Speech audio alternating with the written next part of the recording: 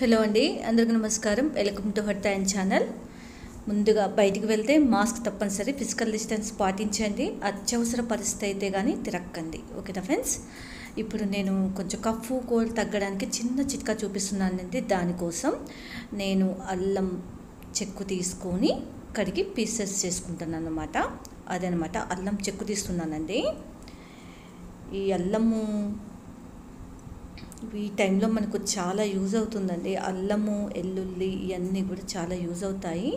So మనం ఇప్పుడు ఈ కఫ్ కోల్డ్ తగ్గడానికి మనకి ఏదైతే ఇంగ్రీడియంట్స్ అవసరం అంటే అల్లము అండ్ శొంఠి అండ్ తేనె, ఈ మూడు చాలా అవసరం అన్నమాట. సో నేను అల్లం చెక్కు తీసుకున్నాను, దాన్ని చిన్న చిన్న పీసెస్ చేస్తున్నాను. ఎందుకంటే మిక్సీ వేయడం కోసం అల్లం నుంచి అల్లం రసం తీయాలి, అందుకోసమని అల్లం పీసెస్ కోస్తున్నాను. అది పీస్ ఉండడం వల్ల కట్ కావడం చాలా కష్టమైపోతుంది అన్నమాట. అలా అల్లం అనేది చిన్న చిన్న పీసెస్ చేసేసుకొని మిక్సీ జార్లో వేసుకోవాలి. మామూలుగా అల్లం పీస్ ఉంది అండ్ మనకు అల్లం రసం రావాలంటే కొంచెం వాటర్ వేసుకొని మిక్సీ తిప్పుకోవాలి.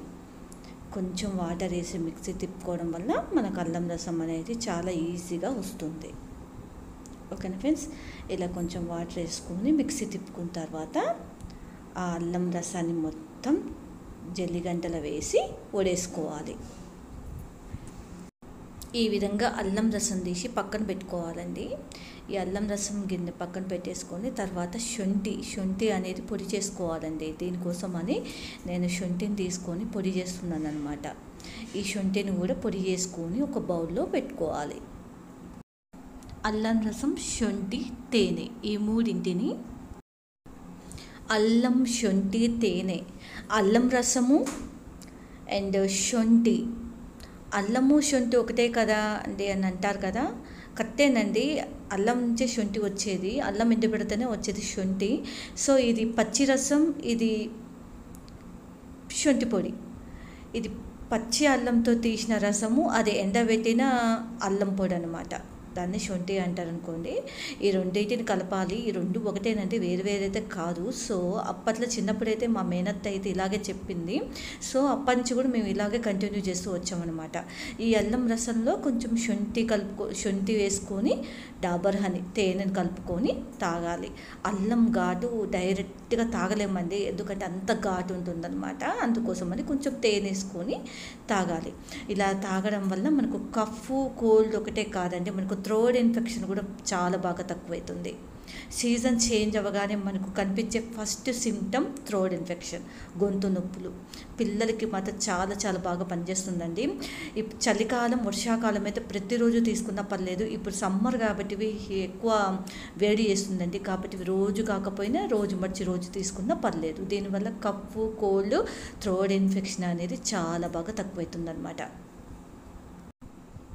కఫ్, కోల్డ్, థ్రోట్ ఇన్ఫెక్షన్ ఇదే కాదండి, ఒక్కోసారి మనకి అన్ఈజీగా ఉండి హెడేక్ వచ్చి బాడీ పెయిన్స్, పసరు, వాంతులు ఇవన్నీ అవుతున్నప్పుడు మనకు బాడీ పెయిన్స్ కూడా వస్తుంటాయి అన్నమాట. అది ఎందుకు వస్తాయంటే డైజెస్ట్ సరిగా అవ్వకపోవటం. కాబట్టి ఈ అల్లం రసం తీసుకోవడం వలన మనకు పైత్యం అనేది కూడా వదిలిస్తుందండి. ఆ పైత్యం వదిలిపోవడం వల్ల మనకు హెడేక్, బాడీ పెయిన్స్, ఒళ్ళు బరువుగా ఉండటం ఇవన్నీ కూడా చాలా చాలా చక్కగా తగ్గిపోతాయి అన్నమాట.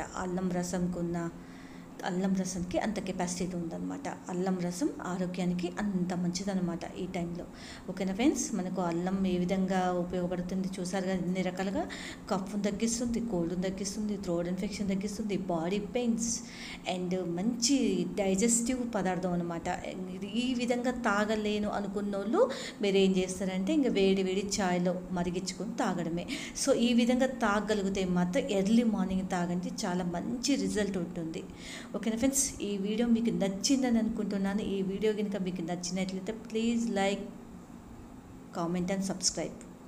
బెల్ ఐకాన్ మాత్రం కొట్టడం మర్చిపోకండి. బెల్ ఐకాన్ కొట్టడం వల్ల నా నోటిఫికేషన్ అంతా మీకు వస్తుంది. ఓకేనా friends? Thanks for watching. Thank you. Bye bye.